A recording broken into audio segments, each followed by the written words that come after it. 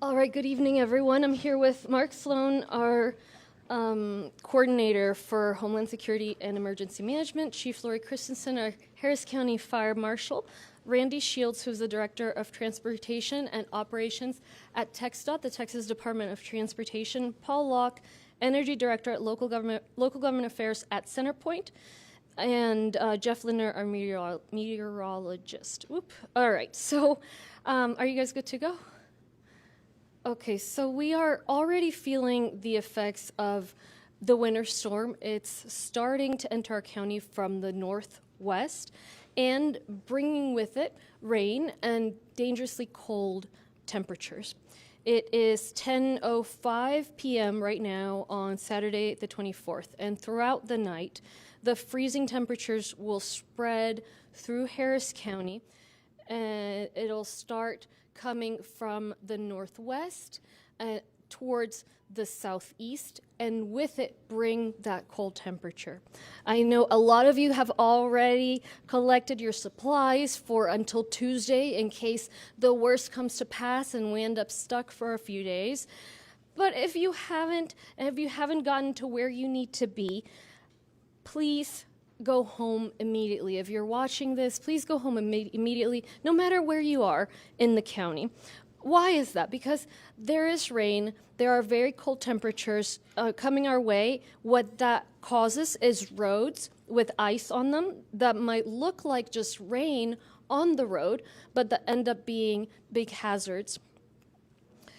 And we know that different amounts of ice are going to be different among different parts of the county, right? Different from the northwest to the southeast, but the guidance is the same for everyone. Just settle in for the night.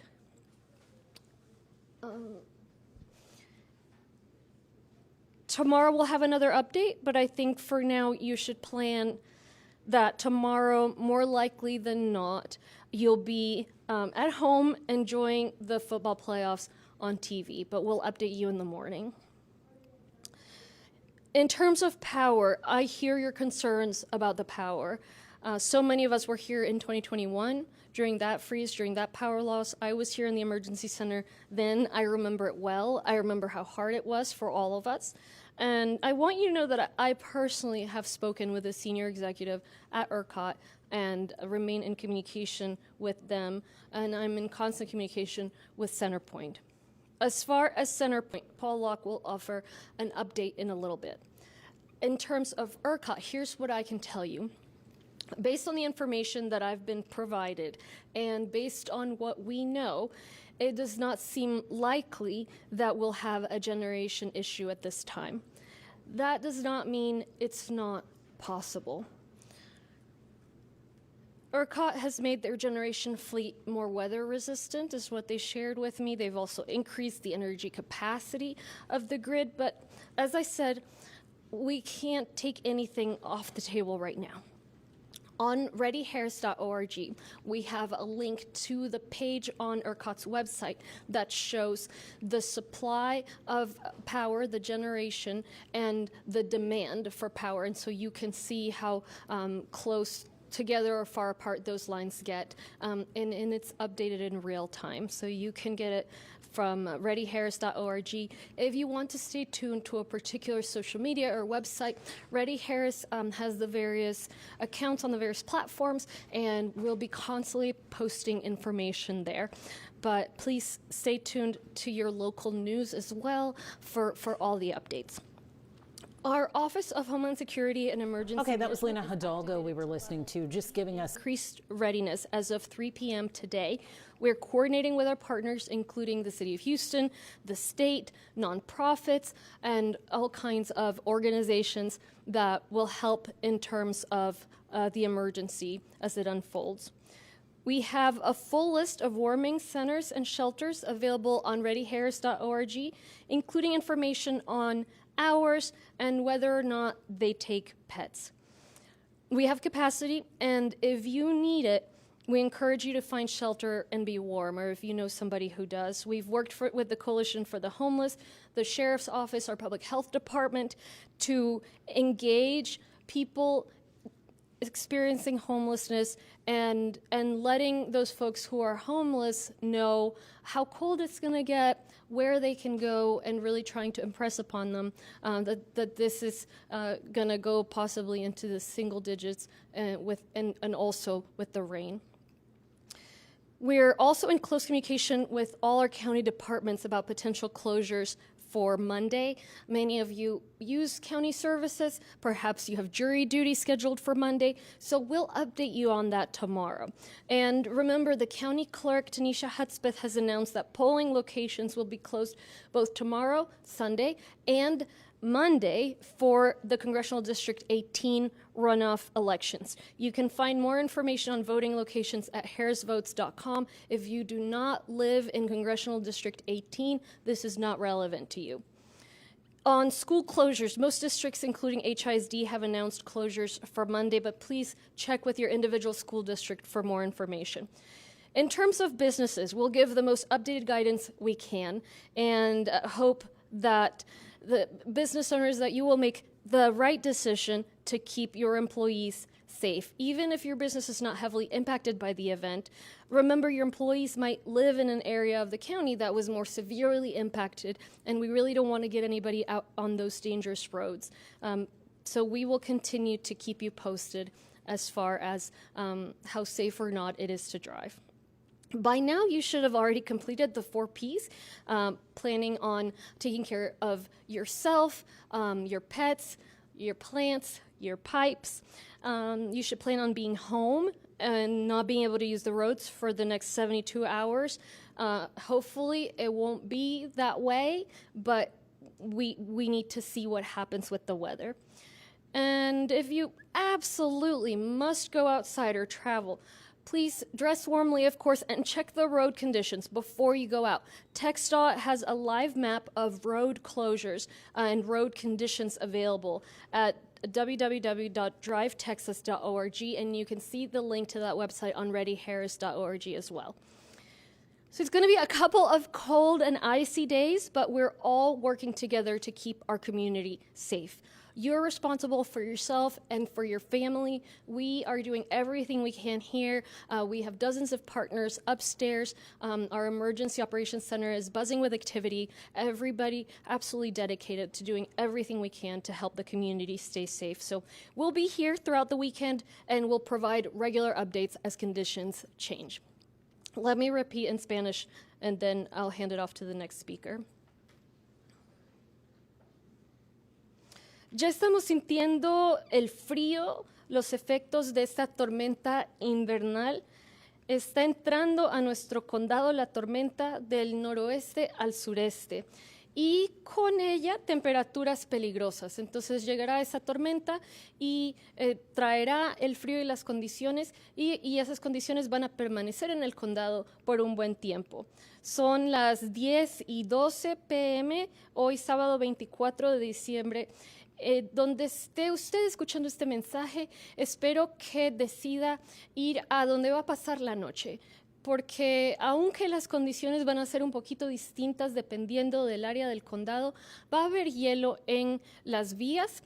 Muchas veces parece simplemente que la carretera tenga agua, pero termina siendo hielo. Entonces es peligroso estar conduciendo y por favor vaya a su hogar o donde va a estar por la noche de inmediato. ¿Por qué? Bueno, sabemos que las cantidades de hielo van a ser distintas, pero el consejo es igual para todos. Hoy siendo sábado por la noche, pensamos, ¿cómo nos va a ir el domingo?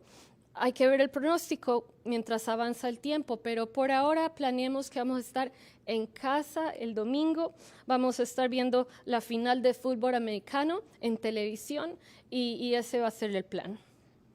En cuanto a la electricidad, sé de sus preocupaciones eléctricas.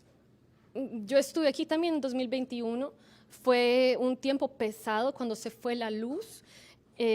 Todos recordamos lo difícil que eso fue y tenemos esa preocupación, ese trauma de repente. quiero que sepa que yo personalmente he estado en comunicaciones con un alto ejecutivo de ERCOT. Es la organización estatal que se encarga de la generación de energía. Si recuerdan, en 2021 ese fue el problema, que no generaron suficiente energía para la demanda que había en ese momento. En cuanto a CenterPoint, Paul Locke ahorita va a ofrecer un informativo. Pero volviendo a ERCOT, eso es lo que puedo decirles basado en mi conversación. No parece probable que tengamos un problema de generación en este momento, ni que lo vayamos a tener durante esta tormenta invernal. Pero eso no significa que no sea posible. Y esa es la realidad. Entonces, continuaré las conversaciones con este ejecutivo y los mantendremos al tanto. ERCOT ha hecho que su flota de generación sea más resistente a las condiciones meteorológicas, han aumentado la capacidad energética de la red, pero como he dicho, no podemos dejar nada fuera de la mesa. En readyharris.org tenemos un enlace a la página web de ERCOT donde puede ver actualizada la cantidad de generación y también la demanda de la electricidad, y ahí ve ambas líneas, entonces puede ver qué tan cerca o qué tan lejos están ambas líneas. En cuanto a, qué página web visito, cuál cuenta de Twitter, de Facebook, les invito a que sigan readyharris.org.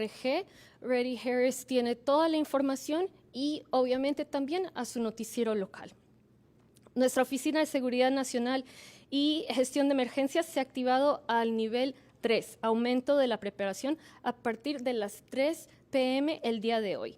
Estamos coordinando con colegas, incluyendo la ciudad de Houston, el estado de Texas y varias entidades, desde la Cruz Roja hasta los hospitales, las escuelas y más.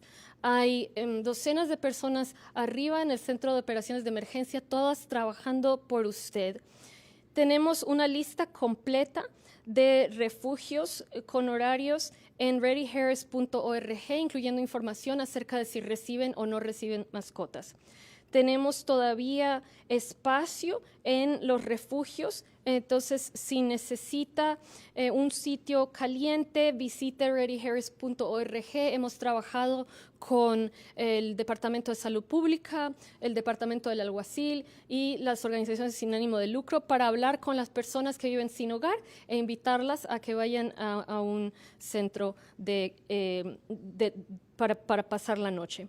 Estamos también en comunicación con los departamentos del condado. Sé que varios de ustedes puedan tener algún pendiente el lunes con el condado Harris. De repente los han llamado a ser miembros del jurado. Mañana domingo les informaremos qué va a estar abierto y qué va a estar cerrado el lunes. En cuanto al condado, lo más probable es que tengamos que cerrar las operaciones.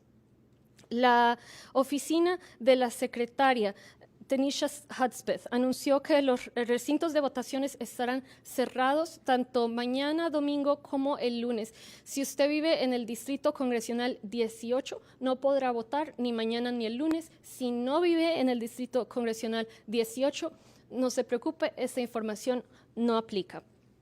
Más información está en harrisvotes.org. La mayoría de los distritos escolares, incluyendo el distrito de Houston ISD, han anunciado cierres. Por favor, visite la página de su distrito para asegurarse de la situación individual para usted. Hablando de las empresas, los negocios, lo que puedo yo hacer es ofrecerle recomendación. Es por ahora no conducir, tampoco en la mañana. Ya mañana en la mañana tendremos otra recomendación. Si usted tiene un negocio, es jefe supervisor, le invito a que piense, obviamente los empleados, puede que ellos no vivan cerca, que tengan que conducir donde haya hielo. Entonces, esa sería mi recomendación, pero obviamente son decisiones individuales y de cada negocio. debe haber usted tomado medidas para protegerse usted, sus plantas, sus animales y también las tuberías. Ahora planee estar en su casa las siguientes 72 horas hasta el martes. Eso sería el peor escenario, pero es posible. Y pido estar al tanto para ver si es seguro o no conducir.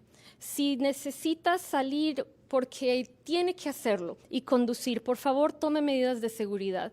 Vea cómo están las calles en www.drivetexas.org. También tendremos un enlace en readyharris.org. Ahí pueden ver un mapa en vivo que va a mostrar los cierres de las vías y dónde están las vías impasables o que tengan algún tipo de situación que deba usted evitar. En conclusión, tendremos unos días fríos y lluviosos, pero estamos todos preparados a pasar esto como comunidad. Usted es responsable por usted y por su familia, pero aquí todos estamos trabajando, estaremos aquí a lo largo del fin de semana, manteniéndolo al tanto y trabajando por usted. Estaremos informándoles durante el largo de esta tormenta. Gracias. Okay, we will now hear from Chief Christensen. She's the Harris County Fire Marshal. Good evening, Laurie Christensen, Harris County Fire Marshal. Thank you again for everything you as the residents are doing. We're hearing a good amount of preparation that is going on. I know I've been talking to, I talked to Sheriff Gonzalez today. I've talked to the various fire departments and law enforcement agencies. We're seeing a lot of good things happening. We're seeing people get off the road. But you're preparing at home, and that's what we really appreciate. We talked about it before. Carbon monoxide detectors. Please do not bring your grills. Do not use your stove. Do not use any gas appliance as a way to heat your home, okay? Only the heaters that were meant to use it. If you have a carbon monoxide detector, make sure that you've checked it. Batteries in your smoke detectors. One of the things that we talked about yesterday was prepare. Let's make sure you have batteries in your smoke detectors. Make sure you've talked to your family members. Maybe you have family members that are staying over because they can't stay at their house, or maybe it's better at your house because they're worried about the ice. Make sure you know 2 ways out. Make sure you have a meeting place. Talk about those things. Prepare. Remember, we talk about safety and preparedness is about getting through this event. Now, I'll tell you, we are well skilled at this in Harris County. We can't say enough about our residents and the preparation that we make. That being said, every event is different. Right now, you may be bringing out space heaters that you haven't been bringing out. Maybe this is the first time this year you've had to. Well, let's make sure that our kids know what a space heater is. Okay, let's make sure they know, do not get within 3 feet of that space heater. Let's make sure that we have it in an area where it can't tip over. If you're going to pull blankets out to stay bundled up and stay at home and watch the game or watch anything on TV, make sure that blanket is nowhere near those space heaters. At the same time, make sure you keep your pets away. You know, pets, we all know cats, you know, the dogs, they all want to go take a look at something new. Make sure you've kept that a distance from them so that they don't get injured. If you have a chimney and you're lighting it for the first time, remember you've got to check that flue. You don't want carbon monoxide coming in. At the same time, if you haven't cleaned it out, now's not the time to use it. If you haven't used it yet, please don't do that tonight. We worry about fires that occur while we're all sleeping. Okay, that's usually when we see them because we're asleep, we're sleeping good. Even if the smoke detector goes off, yes, you can get out, but we want to make sure you're safe and your family's safe. The other thing that I do want to talk about is just making sure. We talked about staying at home tomorrow. That is a key factor. If you can, stay home, stay bundled up. But again, also make sure you're checking on your neighbors, checking on your family members. Y'all have heard me talk about this before. We all like our phones, right?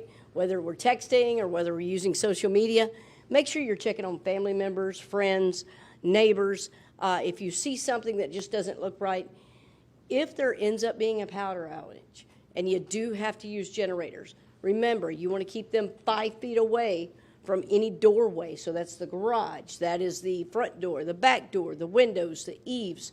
Make sure you're keeping those away and out of where the carbon monoxide could come back in.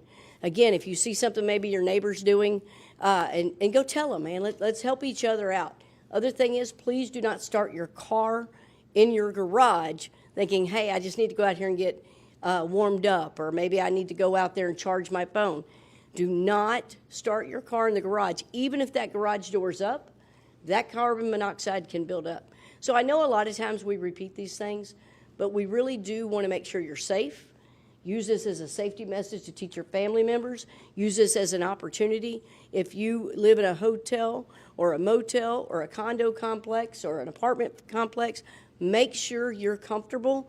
You know what the procedures are for that complex. At the same time, too, we do have businesses, and we put a lot of information out on our website.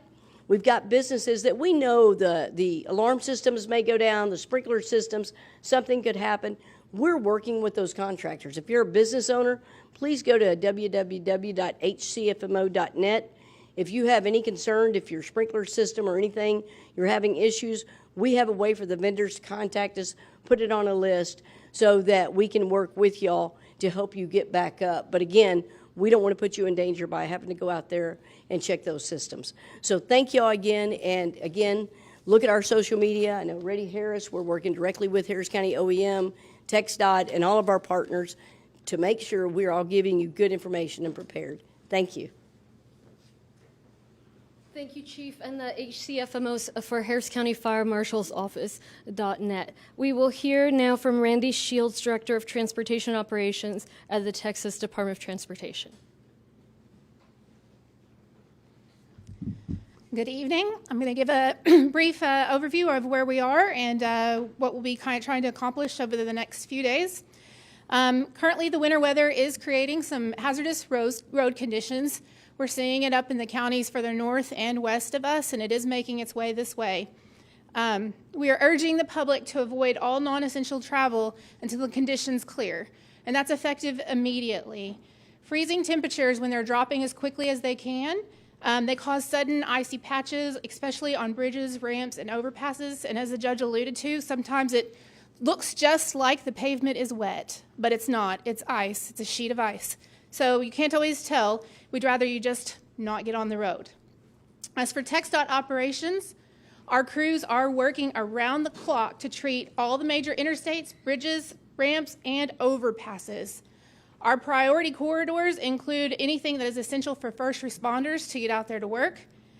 We are using de-icing materials, and it's being applied continuously and monitoring the conditions as they change. Our teams are going to be shifting and moving throughout so that we can get maximum impact on any areas that may begin to freeze more quickly. We are asking again for you to please stay off the roads unless travel is absolutely necessary. If you have to get out, if something occurs and you have to get out, we're asking you to reduce your speed and increase your following distance. Make sure that you're giving emergency responders, and if you come across one of those TxDOT crews out there working, plenty of space to do their work. Use extra caution on elevated structures where ice forms first. I know that may mean not getting onto those structures. Find a route that may have you not going over as many bridges. Plan ahead by checking the weather forecast and monitoring the road conditions. As we've stated, Houston TransStar and Drive Texas offer real-time traffic and roadway condition updates. Local news outlets and emergency management agencies, such as this one, will continue sharing weather and safety alerts. So just remember, for us at TxDOT, your safety is our top priority. Crews are going to continue treating and monitoring the roadways as long as this winter weather persists, and we are pleading with you. We need public cooperation and partnership. That is going to be what is essential to keeping everyone safe and getting everyone through this. Thanks. Thank you. We'll now hear from Paul Locke, Energy Director of Local Government Affairs Relations at Centerpoint. Thank you, Judge. Centerpoint Energy is prepared and ready to go. We have 3,300 employees that are ready to work the response to this winter event. Earlier today, crews arrived at 2 staging sites in the northern portion of our territory, and they're ready to go tonight to start responding to outages as they occur. Earlier this week, we conducted an inspection of all of our critical facilities, including all 270 substations that we have. In addition, we've got 17 compressed natural gas trailers set up strategically around the region that are ready to go in case there's a disruption in gas supply. We encourage customers, if they see a down power line, to stay 35 feet away, and please give us a call and let us know. In addition, if you smell natural gas inside your home, please step outside and give us a call. Thank you. Thank you. We will now hear from Edward Blanchard. He's the Regional Disaster Officer of the Texas Gulf Coast region of the American Red Cross. Thank you, Judge. We have 20 shelters and warming centers throughout the area, 6 shelters, 12 overnight warming centers, and 2 daytime centers that we are supporting. You can expect to have snacks, beverages, and warm meals when available. We ask if you come, please come prepared with any medication or supplies to be comfortable in this setting. We also want to make sure that you prepare before you may have to leave. So ensure you have local numbers that are important. Make sure you have local contacts, as you may not be able to access your cellular device due to power or network. We have over 146 responders in the area supporting. We are here to support not just these centers, but also other nonprofits and government agencies. It's important that you're comfortable, so please reach out to the American Red Cross at 1-800-RED-CROSS or redcross.org, or go onto the Harris County website and reach out for any needs that you may have due to this winter storm. Thank you. Thank you so much, and I want to acknowledge also Commissioners Ellis, Garcia, Ramsey, and Briones. The county commissioners have been preparing the roads as well as lending a lot of their buildings and staff to coordinate with the Red Cross and provide these centers and shelters. We'll take some questions now.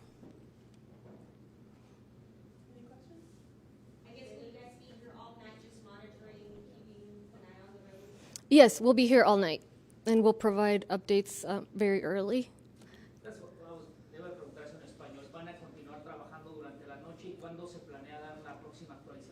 Sí, vamos a estar aquí trabajando durante la noche y la próxima actualización lo más pronto posible en cuanto cambien las condiciones, pero temprano en la mañana. Okay, gracias. Thank you.